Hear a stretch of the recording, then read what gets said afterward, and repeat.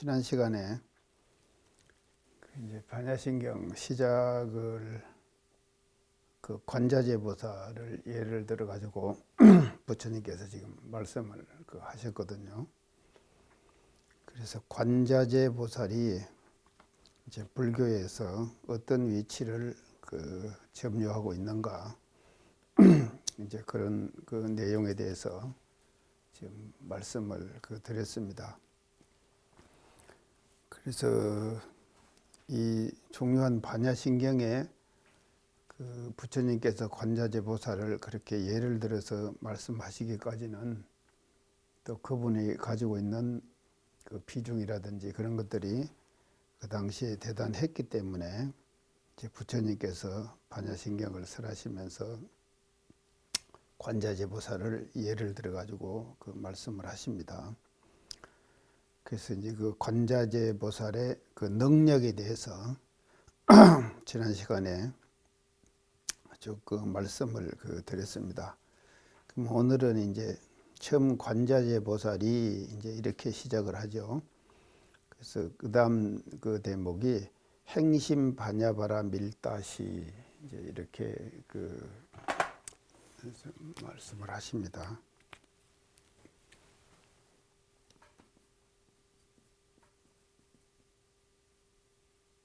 행심.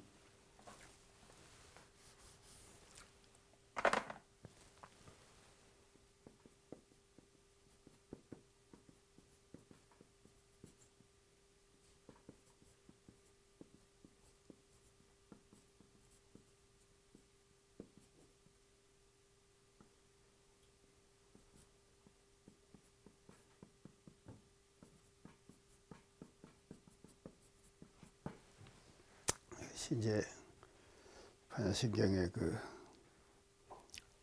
두 번째 문장이십니다. 저 앞에다가 관자재보살이 이 반야바라 밀다 공부를 이렇게 했다. 이제 그런 말씀이죠. 그래서 여기서 행심이라고 하는 단어를 지금 쓰시거든요. 부처님께서. 그래서 행심.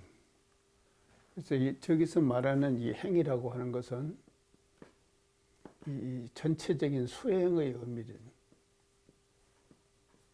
그냥 단순히 우리가 행한다, 실천한다, 이런 뜻도 물론 포함이 되어 있겠죠.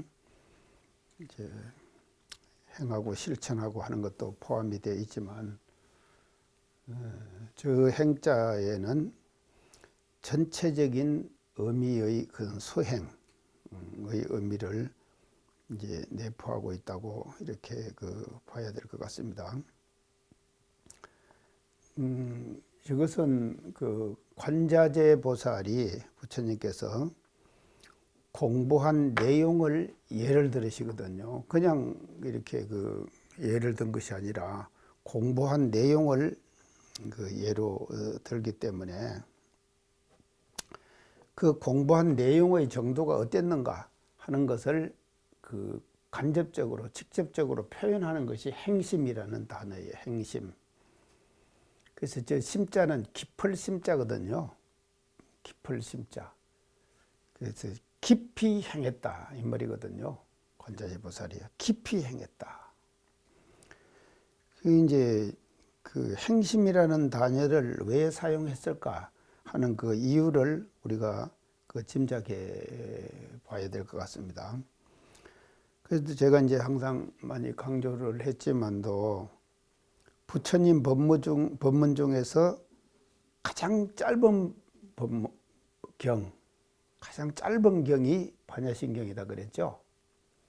가장 짧은 경입니다. 부처님의 84,000의 무량 법문, 그 많은 법문들 중에서 내용이 가장 짧은 거다 이 말이죠. 가장 짧은. 가장 짧으면서도 또 한 가지 더 가지고 있는 것이 가장 심오한 것이다. 깊은 뜻을 갖고 있다. 그래서 부처님의 84,000의 무량 법문 중에서 가장 짧으면서 가장 심오한 그와 같은 내용을 담고 있는 것이 반야신경이거든요. 그래서 이 반야신경이 가장 짧고 가장 심오한 그런 그 경이기 때문에 이 관자재보살을 예를 들어서 왜 관자재보살을 예를 들어 그 말씀을 하시면서 행심이라고 하는 단어를 쓰셨느냐 하는 것을 우리가 짐작할 수가 있단 말이죠. 행심. 깊이 행했, 닦았다 이 말이거든. 수행했다 이 말이거든. 깊이 수행했다.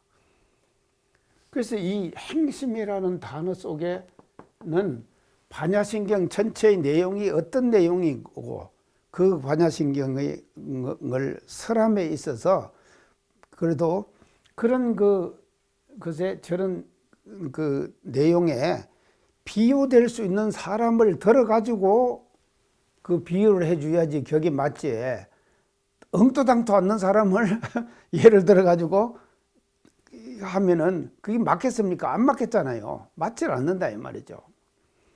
그래서 이제 이 관자재 보살과 행심이라는 단어는 서로 이것이 상통되고 행심이라는 단어를 충분히 쓸 수 있는 그와 같은 수행과 적공을 깊이 있게 하는 분이 관자재 보살이다 하는 것을 이 원문 내용에서 우리가 살펴볼 수가 있습니다.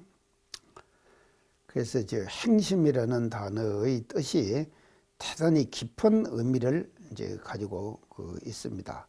그와 같이 반야신경이 심오한 반야신경이기 때문에 그런 심오한 반야신경의 내용을 관자재 보살은 이미 행했다 이 말이에요. 행심, 깊이 닦았다, 깊이 있게 닦았다 하는 것을 이렇게 지금 제일 반야신경의 시작을 하면서 관자재 보살의 수행 내용을 드러내 주시는 것이거든요.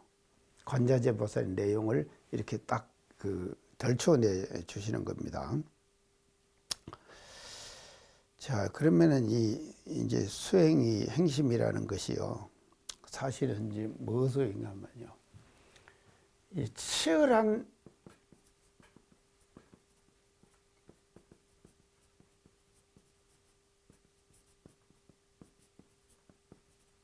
번뇌와의 싸움이에요. 치열한 번뇌와의 싸움이다. 그래서 우리가 지금 공부를 하는 것도 좀 사람이 적극성을 띠고 이렇게 해가지고 공부를 해야지 공부에 진척이 되는 것이지, 항상 적당한 선에서 이렇게 살아가고 하는 사람들을 보면 적당한 선에서 서로 타협하고 그렇게 살아가는 사람을 보면은 새로운 경지의 진척은 가지기가 어렵거든요. 우리가 살다 보면 그러지 않습니까? 그러니까 참 이 적당한 선에서 경계와 나와 서로 타협을 한다 이 말이죠. 이 정도는 괜찮지. 자기 스스로를 용납하기가 쉬워요. 공부를 하다 보면 우리가 그러지 않습니까? 자기도 모르게 말이죠. 경계와 나와 그냥 적당한 선에서 타협을 해버리는 거예요. 그 타협을 하면요, 결국은 한 단계 한 단계의 어떤 그 진전, 진보, 발전 이런 것들은 자꾸 늦춰지는 것이거든요. 그래서 사람이라고 하는 것은요, 이 타성이라는 것이 있습니다. 타성은 하기 쉬운 거예요. 타성에 딱 젖어 있다 이 말이, 우리가 그런 말 쓰잖아요. 타성에 젖어 있다. 그것은 하기 쉬운 것에 딱 숙달되어 있는 거예요. 그래서 계속 하기 쉬운 것에 숙달되어 있으면은 다음 단계의 개혁과 발전, 자기 스스로의 개혁과 발전, 이거는 안 되는 것이거든요. 그래서 사람은요, 우리가 개혁을 하고 자기 스스로를 개혁한다 그러죠. 자기 스스로를 개혁해야 돼. 그럼 스스로를 개혁하는 것은 뭔가 하면요, 자기가 자기에게 젖어 있는 타성 있잖아요. 이 타성으로부터 벗어나는 거예요. 그래서 이 타성에 젖어 있으면은요, 절대로 자기 스스로에 대한 개혁은 안 됩니다. 그래서 깊이 행했다 이 말은요, 타성에서부터 벗어나는 거예요. 그래서 타성에 젖어 있는 사람은요, 절대로 새로운 발전, 새로운 개혁, 자기 스스로에 대한 새로운 개혁은 일어나지 않는 것이거든요. 자, 그러면은요, 이 행심이라는 것이 이제 그 타성어부터의 싸움인데, 이 지금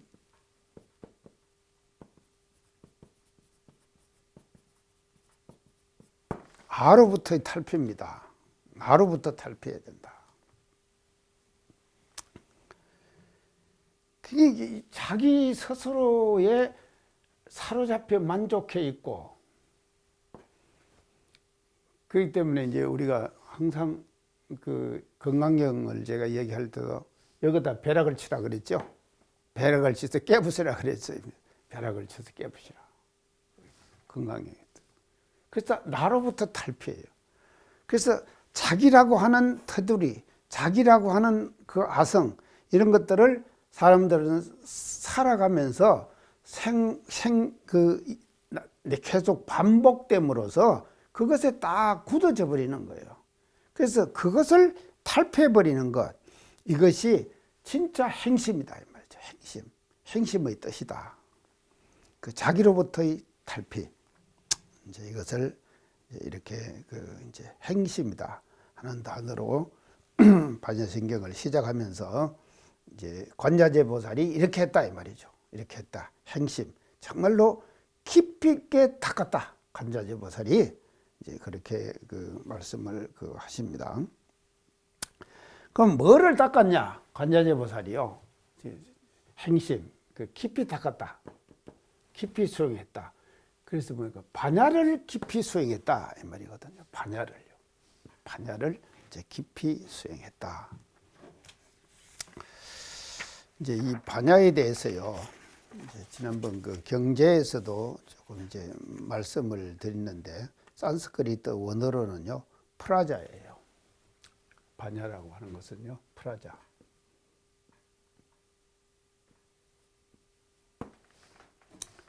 이제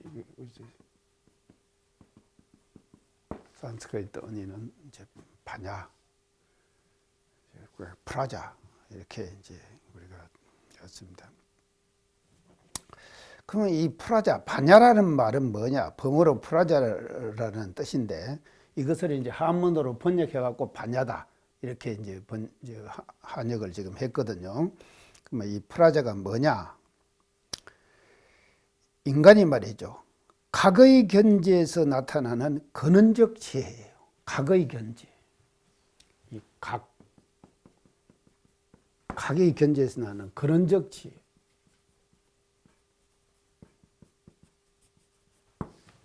프라자.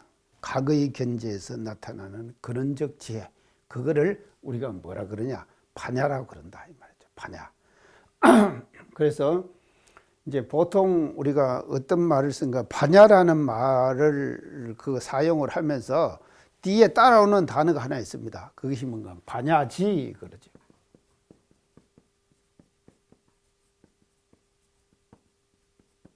반야지 하는 말이 이 말이 따라 붙어요. 반야지가요. 반야에는요, 이 반야라는 단어 뒤에는 반야지 이렇게 이제 이것이 이제 많이 따라 붙습니다. 그러면 이 반야지는 뭐를 말하는가 하면요, 이 보통 사람들이 말하는 어떤 판단 능력 이런 것들을 뭐라 그런가 하면은 판단 능력, 우리가 뭘 보고 지각하잖아요. 판단하잖아요. 그럼 판단하는 것, 그것을 뭐라 그런가 하면요, 분별지 그럽니다. 그것을요.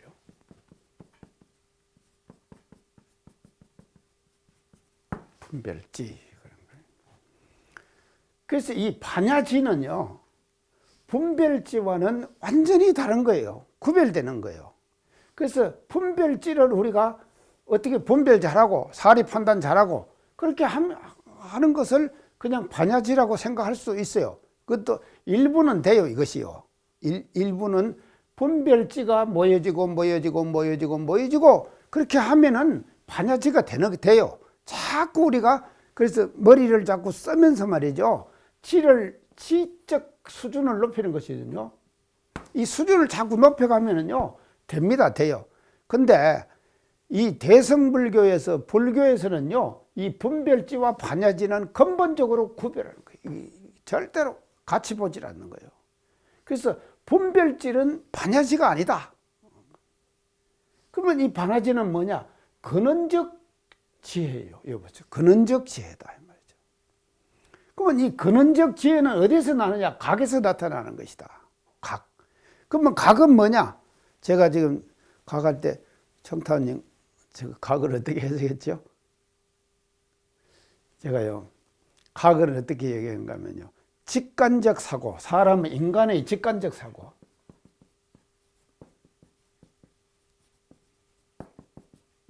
직관적 사고를 하는 거예요. 분석적 사고를 안 합니다. 그래서 직관적 사고를 계속 하거든요. 그래서 이 직관적 사고와 궁극적 실체와의 만남, 이 직관적 사고를 하는 거예요, 우리가요.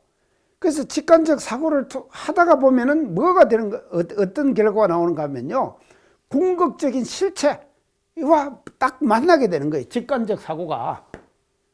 그 만났을 때 그 상태를 뭐라 그러냐? 각이라고 그런다. 각이라 그런다. 깨달음이라 그런다. 우리 대종사님 예를 들어 봅시다요. 산신 구하시려고 그랬죠, 처음에. 그래갖고 당신의 의문을 해결하려고 그랬죠. 그러다가 또 이제 스승 찾아서 또 해결하려고 그랬죠. 그것도 안 됐잖아요. 안 되니까 뭐 내 장차 이의를 어찌할꼬 그랬죠. 그러면 이 내 장차 이의를 어찌할꼬 하는 것이 뭔가 하면 직관적 사고를 하는 거예요. 그 직관적 사고, 그것을 하고 그래서 노루목에서 마지막에 말이죠, 그 직관적 사고와 궁극적 실체, 우주의 궁극적 실체가 딱 만나는 거야. 그 만났을 때 일어나는 것이 뭐냐? 각이다 이 말이죠. 그래서 이 각이 직관적 사고와 궁극적 실체가 딱 이게 서로 만나는 거예요. 그 만났을 때 오는 상쾌함, 그거를 어떻게 대종사님께서 표현하신가 하면 성리품에 나오죠. 청풍월상시 만상자연맹이라 그랬죠. 청풍월상시 만상자연맹이라. 직관적 사고, 당신의 직관적 사고와 궁극적 실체가 딱 만났다 이 말이죠. 만난 그 순간의 심경, 그 심경을 대종사님께서 시로를 보셨는데 그게 뭔가 하면 청풍월상시 만상자연맹이라. 그게 하여간 상쾌한 바람이 부는 거예요. 근데 달이 둥실 떴어요. 둥실 떠 있는데 상쾌한 바람이 불면서, 그러니까는 만상 모든 것들이 다 환하게 밝아지는, 얼마나 상쾌합니까? 멋지죠? 이런 것을 뭐라 그러냐 하면은 각이다 그런다 이 말이죠. 그래서 이 각은요, 이 각에서 뭐가 나오느냐? 반야지가 나오는 거예요. 그래서 각을 통해서 반야지가 나오는 것이지 분석적 사고를 통해 가지고는 절대로 각의 경지에 갈 수가 없는 거다. 각이 안 나온다 이 말이죠. 반야지가 나오는 것이 아니에요. 그것에서 나오는 것은 분별지다 이 말이죠. 분별지. 그래서 이 대승 불교에서는 이 분별지와 반야지를 완전히 구별하는 거예요. 근데 이제 우리 집에서는 사실은요, 이걸 이제 구별도 하죠. 이렇게 해야 됩니다. 하지만도요, 모두 다 대종사님처럼 그렇게 닦을 수는 없잖아요. 모든 식음을 전폐하고 직업도 다 놔버리고 일상생활도 다 놔버리고 우리가 계속 꼭 대종사님 같이 교무가 돼가지고 대종사님 같이 그렇게 그런 과정을 다 거쳐갖고 우리가 수행을 하려고 하면은 교단 누가 운영하겠습니까? 맞죠? 교단 누가 운영할 사람이 없는 거예요. 그러니까 우리는 말이죠, 이런 공부를 통해 가지고 강의든지 이런 걸 통해 가지고 이걸 자꾸 축적해 나가는 거예요. 우리 이걸 아주 폄하하지는 않습니다. 우리는요. 그래서 대종사님께서 각에도 청각 망각이 있다 그랬거든요. 그랬죠? 각에도 깨달음에도 청각 망각이 있는 거예요. 그래서 하나를 각하면은 작은 것이라도 각하면 되는 거예요. 그래서 그 각이 모여지고 이 지가 말이죠, 자꾸 축적되고, 그 축적됨으로써 나중에 가서는 반야의 지를 완성해가는 그런 방향의 길을, 수행길을 대종사님께서는 열어주셨다, 우리들에게. 이제 우리가 이걸 너무 그렇게 폄하하지는 말자, 이제 그런 말씀을 드립니다. 자, 그렇기 때문에요. 이 분별지를 대성불교에서는 이제 폄하하고 이게 이제 반야지하고는 완전히 이게 다르다. 이렇게 이제 하기 때문에 그 이성이나 지성의 세계에서 작용하는 감각 있잖아요. 그런 것들은 다 분별지로 폄하해 버리는 거예요. 이 대성불교에서는요. 다 분별, 이성, 또 지성, 지성이 풍부하다 그런 말 쓰죠. 우리가 그 이성이나 지성에서 나오는 모든 생각들 그거는 뭔가 하면 분별지이다. 이제 대성불교에서는 이제 그렇게 불교 쪽에서는 지금 얘기를 하는 것 같습니다. 그렇기 때문에요, 이 반야지는 어디서 나오는가 하면요, 선정의 상태에서 나온다. 이렇게 선정 상태에서 반야지는 나오는 거다. 선정의 상태, 반야지는요, 선정의 경지에서 체득한 거예요. 체득한 지혜예요. 선정의 경지에서 선정이 들었을 때, 선정에 들었을 때 그 경지에서 체득하는 지, 그것을 반야지다 이렇게 얘기하는 것이죠. 자, 선정. 그래서 이제 이 반야지는 선정의 이제 경지에서 체득되는 것인데, 이 반야의 지혜는요, 반드시 뭐로 나타나는가 하면요, 이 반야지는 뭐로 나타나는가 하면요, 자비로 나타나요. 그래서 반야 즉 자비, 자비 즉 반야, 이렇게 반야지가 곧 자비예요. 또 자비가 곧 반야예요. 이렇게 되는 거죠. 그래서 이게 선정의 상태에서 반야지가 나타나고, 그러면 그 반야를 얻고 나면은 바로 뭐가 나타나는가 하면 반야의 결과는 자비로 나타나는 거예요. 자비. 그래서 부처님들의 대자대비가 어디서 나오는가 하면요, 반야의 지를 내가 체득하고 얻었기 때문에 부처님의 대자대비가 나오는 것이거든요. 대자대비. 그러면 이게 지금 이렇게 보면요, 지난번에 우리가 지난 시간에 그 관자재 보살 능력 얘기했죠. 관자재 보살이 어떤 분이라 그랬습니까? 천수천안 간센보살 그랬죠. 천수천안 간센보살. 이게 바로 뭔가 하면 반야와 자비가 하나다 이 말이에요. 천수천안이라는 것이요, 반야와 자비를 얘기하는 거예요. 그러면 천안은 뭔가 하면요, 반야예요. 천안. 반야지, 그러죠. 지, 그러니까 천안은 반야예요. 맞죠? 그게 눈이 천개다 이 말이죠. 그게 모르는 것이 없다 이 말 아닙니까? 눈이 천개라는 건 다 본다 이 말이거든요. 그게 반야지를 얻었다 이 말은 천안이에요. 그리고 자비. 그래서 반야는 곧 자비가, 반야를 이루면 자비가 나타나는데, 그 자비는 뭐를 말하는가 하면요, 천수예요. 손이 천개다 이 말이죠. 그래서 모든 것을 다 이게 다스려 가지고 말이죠, 손길을 미쳐서, 손길이 미치지 않는 것이 없거든요. 다 자기의 손길을 미쳐 가지고 자비로서 다 키워내는 거예요. 키워내는 능력, 그것을 뭐라고 하면 천수다 이렇게 표현한 거예요. 그래서 관자재 보살을 천수천안 관세음보살 그랬죠. 지난 시간 얘기하면서 그것은 뭐를 말하는가 하면요, 반야적 지혜, 자비. 반야가 곧 자비다, 자비가 곧 반야다.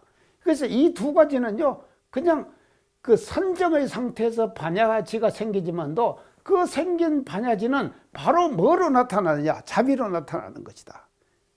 그래서 천수천안이 이제 이렇게 이제 관세음보살이 가지고 있는 그런 그 이제 그것을 저렇게 이제 표현을 할 수가 있습니다.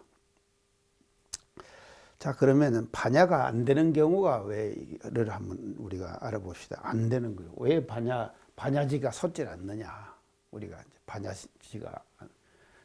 반야지가 안 솟는 이유는 우리가 첫째는요, 이 무명업장 때문이에요.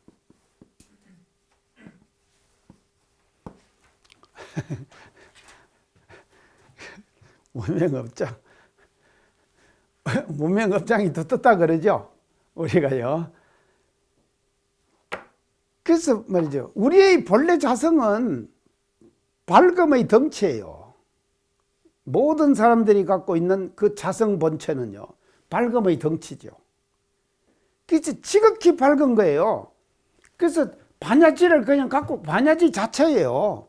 우리의 자성은 모든 사람들이 갖고 있는 생각하고 있는 주체 있잖아요. 자기가 생각하고 있는 주체. 여기서 지금 제가 말하니까는요, 말을 알아들으시죠? 듣는 그 주체 있잖아요. 그거는 뭔가 하면 반야지예요. 밝은 거예요. 밝음의 덩체예요. 근데 이 밝음의 덩치가 왜 어두워져 버리느냐? 무명의 업장이 가려져 갖고 있는 거예요. 이 무명업장이 말이죠, 자성을 딱 감싸고 있는 거예요. 그러니까는요, 그 자성의 광명이 무명업장에 가려져 버리는 것이죠. 딱 가려져 있는 거예요. 그러니까 이 무명의 업장들을 걷어내는 것이 뭐냐? 행심이에요. 무명업장을 계속 걷어내야 돼요, 우리는요. 그래서 이 무명업장을 우리 자성 속에 끼어 있는 말이죠. 가리고 있는 이 무명업장들을 걷어내지 않고는요, 반야의 지혜가 솟을 수가 없는 것이다, 말이죠. 그런데 이 무명업장이 쉽게 걷어내집니까? 이거 걷어내는 방법이 이제 우리 지금 교단에서는 이것을 무명업장을 걷어내는 방법이 유무명 공부예요. 유무명 공부하시죠? 우리가요. 유렴, 무렴, 이걸. 그래서 유무렴 공부를 통해 가지고 유렴을 통해서, 무렴이 아닌 유렴을 통해 갖고 자기의 자성에 이렇게 가려 있는 무명업장들을 하나하나 걷어내는 거예요. 이것을 걷어내는 공부를 대종사님께서는 치밀하게 하셔가지고 유무령 공부로 하셨거든요. 그래서 일상생활 속에서 무명의 가리움을 하나하나씩 걷어내버리라. 그 걷어내는 방법이 유무령 공부다, 이 말이죠. 그래서 계속 무렴으로 습관적으로 그냥 하면은요, 계속 무명이 더 두터워지는 거예요. 습관적으로 하면요. 그래서 이 습관, 관습거리죠. 이건 무섭습니다. 습관과 관습이라고 하는 것은요. 그래서 우리는요, 수행한다고 하는 것은 뭐를 말하면 습관으로부터의 탈피예요. 자기가 익숙해져 있는 거 있잖아요. 그 익숙해져 있는 것으로부터 탈피하는 것이죠. 그래서 익숙해 있는데 항상 안주하고 있으면요, 절대로 무명업장은 걷어낼 수가 없습니다. 계속 쌓아가는 것이죠. 그래서 이 습관으로부터 탈피죠. 그리고 관습, 제 대대로 내놓은 관습 있잖아요. 그 관습, 우리가 사람들 여시 죽고 나면은 상복 입는데 여기다 이거 안장 차는 거 있죠? 이거 여시 뭐라고 나오는가 하면요, 지금 이것이 일제의 관습이다. 일제. 우리가 예전에 다 굵은 제복하고 그랬죠? 예전에 상복 입는 것은 굵은 제복을 하고 여기다 이거 하고 이 옷을 상복을 이렇게 입고, 근데 이 굵은 제복을 하는데 저 조부님이 계셨는데요. 전통적인 유학자셨거든요. 저 조부님이요. 그런데 우리 집에서 아무도 그 상복, 굵은하고 제복하고를 만드는 방법을 아는 사람이 없어요. 여자분들은 몰라요, 그것을요. 그러니까 그 굵은 제복을 만드는데, 삼배옷으로 만드는데 누가 만드신가 하면, 재단을 하신가 하면 우리 할아버지가 하셨다니까. 그러니까 전통 유학자들은요, 이 상례 있잖아요. 우리가 하는 예라고 하는 것을 대단히 중요하게 생각하거든요. 그래서 유교에 유교는요, 예의 종교예요. 예를 대단히 중요시 여기는 거예요. 그래서 이 예가 틀려버리면은요, 이 마음이 틀려버렸다, 그렇게 보는 거예요. 그렇기 때문에 이 예를 가지고 유교는 엄청 많은 논쟁을 하는 것이거든요.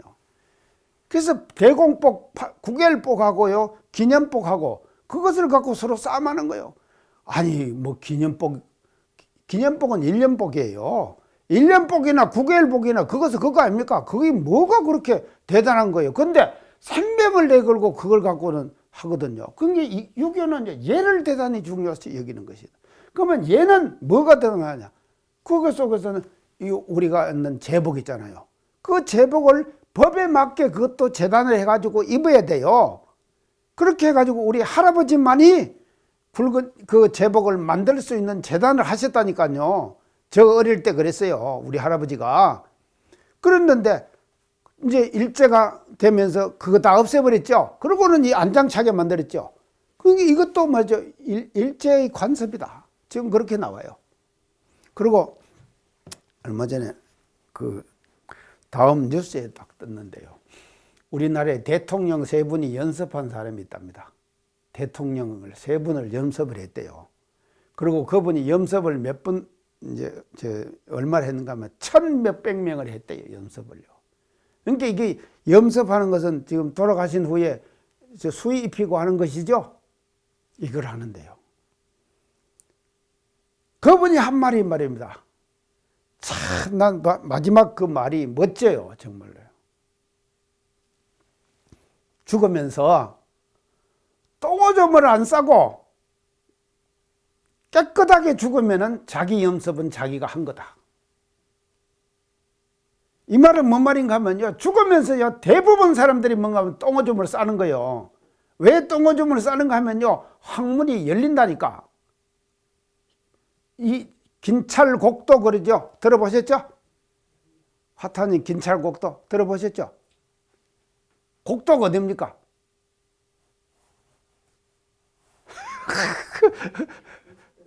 예.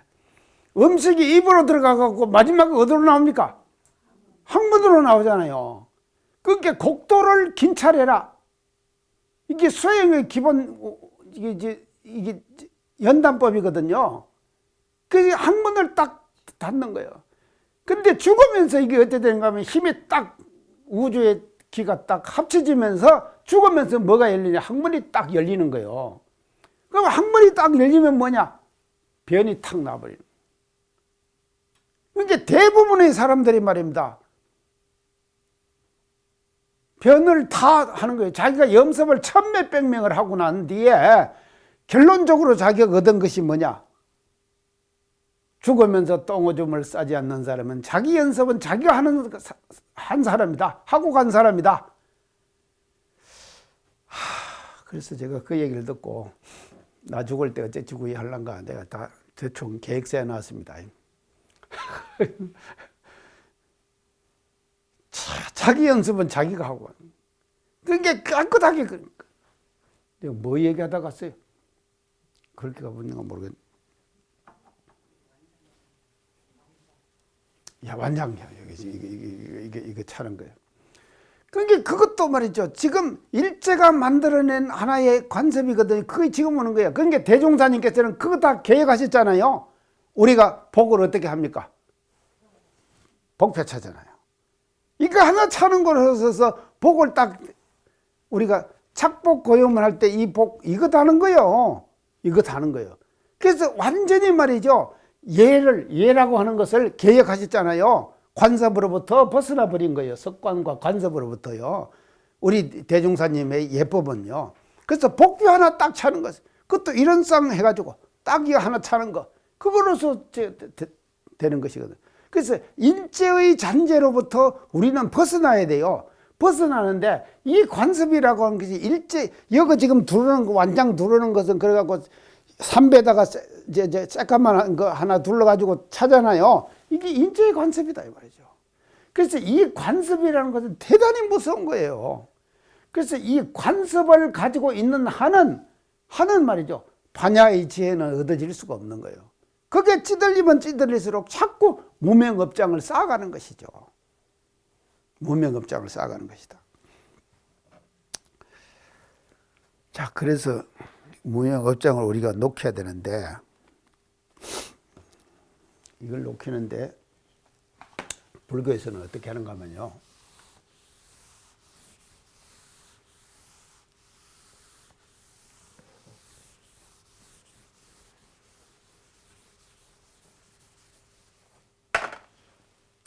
이 화두 드는 거예요. 불교에서는 화두를 들어요. 이게 뭔가 가나선이에요. 그래서 이제 불교의 선법에서 가나선, 묵조선 두 가지가 있죠. 두 가지가 있는데 이게 가나선이에요. 가나선은 화두를 드는 것이요. 그래서 우리나라 불교, 대한불교 조계종은 임재종에 속해요. 임재종은 뭔가 하면 화두를 드는 거예요. 화두를 든다. 그래서 화두를 드는 것은 뭔가 하면 아까 제가 얘기한 것은 직관적 사고라는 거예요. 화두는 직관적 사고예요. 화두를 딱 이제 관하고 있는 거죠. 자, 얘가 불교 화두 중에서 예를 하나 들게요. 그 왜 화두를 드는 것은 뭔가 하면요. 이 화두를 드는 것은요. 무명업장을 녹이는 방법이에요. 녹이는 방법이에요. 화두 드는 것이 무명업장을, 화두를 들어갖고 무명업장을 녹여내는 것이죠. 그게 다른 말을 하면요. 잡념을 제거하는 것이죠. 잡념을 다 제거해버리는 거예요. 자, 이것이 이제 화두를 드는 것인데, 불교에 지금 화두 예를 제가 하나 들겠습니다. 오유일물하니, 딱 아주 멋집니다.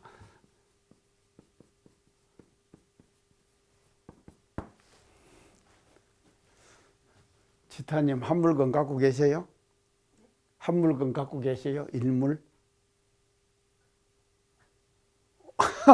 왜 안 갖고 계세요? 한 물건 갖고 오유일물에 나에게 한 물건이 있으니. 장타님 갖고 계시죠? 오유일물이에요. 자, 나에게 한 물건이 있다. 내가 한 물건 갖고 있는 거예요. 중요한 건 이거예요. 한 물건이에요. 오유일물하니. 이 물건이 어째 생각하면 무두몸이라 그랬어요.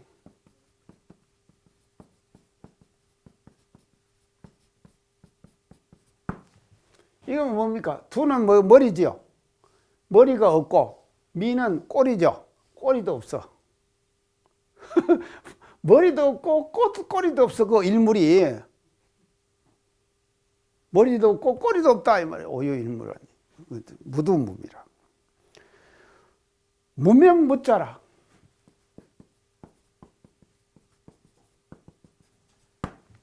이름도 없고 이름을 질 수가 없어요. 이름도 없고 글자도 없어요. 자, 이 글자도 없다. 이 말 나오니까 우리 인원상 서문에서 생각나는 말 있죠. 뭔 생각이에요? 어느 도단의 입정처. 그랬죠? 어느 도단의 입정처요. 무명무자예요. 어느 도단의 입정처요. 그래서 말로 하면 틀려버렸어. 그 진리의 본체짜리, 내가 갖고 있는 일물의 본체짜리는 머리도 없고 꼬리도 없지만 또 명자가 없는 거예요. 그게 어느 도단의 입정처예요. 모든 언어의 길이 다 끊어진 정해진 자리, 그 자리 가야지 일물을 내가 체득한다 이 말이거든요. 아시겠죠? 자, 무명무자. 상주천 하주지.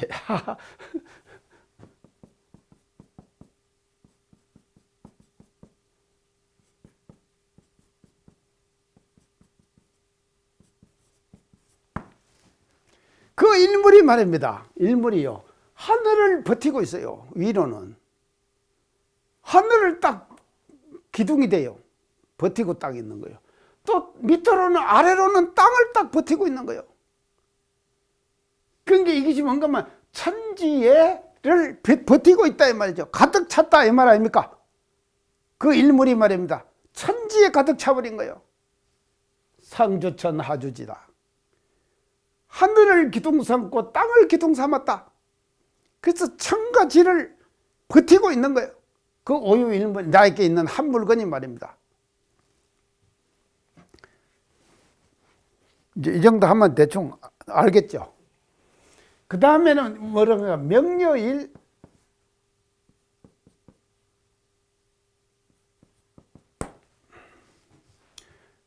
명자는 밝을 명자 아닙니까? 밝기는 뭔가 하면요 이럴 것 같아요. 일과 해와 같아요. 해는 빛나죠. 해가 뜨면은 만상이 다 밝아지고 구분이 되잖아요. 그러니까 밝기로는 해와 같아요. 명예일을. 흑사칠이라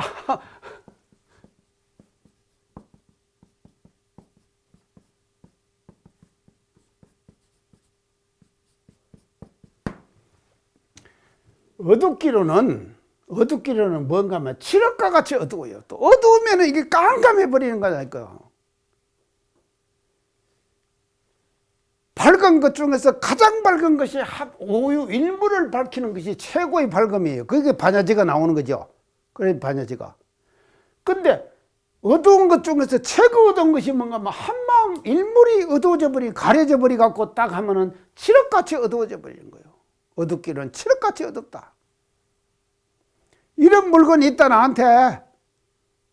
나한테 오유일물 이런 물건이 있다. 근데 그 물건을 어떻게 하는가 하면요 상제 동용 중이라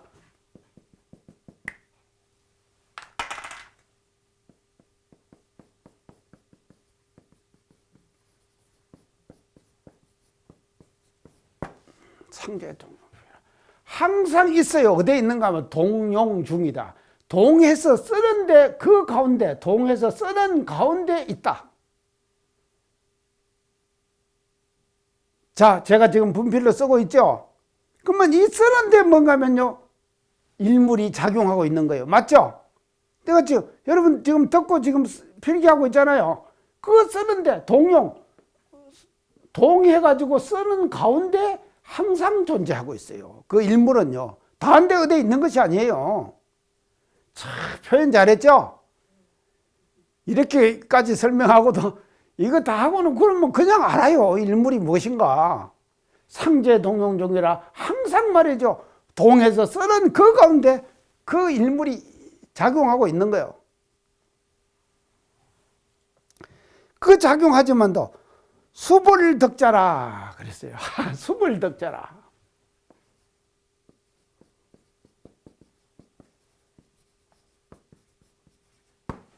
거두어들여도 얻지를 못해요. 내가 그걸 찾으려고 해도 거두어들여도 못 얻어요. 얻지 못해. 못 얻어요. 얻어지질 않아. 수불덕자라 거두어도 얻어지질 않는 거. 자, 오유일물이 이런 것입니다. 나에게 한 물건이 말이죠. 이 수불덕자예요. 거두어들여도 안 얻어지는 거예요. 그래서 마지막에 시삼마 그랬어요. 시삼마.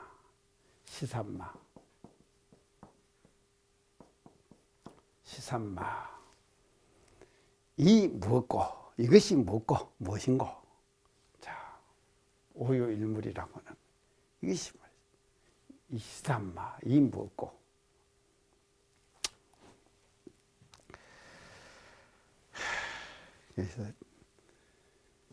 그래서 화두 드는 거 아시겠죠? 이 내용을 가지고 말이죠. 화두를 드는 거예요. 분석적으로 해석하지 않고 계속 들고 있는 거 그게 뭐냐. 나 이렇게 한 물건이 있는데 무두무미하고 무명무자하고 이런 거지. 도대체 그게 뭐냐. 이걸 찾아 들어가는 거. 그것이 뭔가 하면요. 근본지 반야지를 얻어가는 방법을 불교에서는 이와 같이 화두를 통해 가지고 그 반야지를 얻도록 만들어줬다.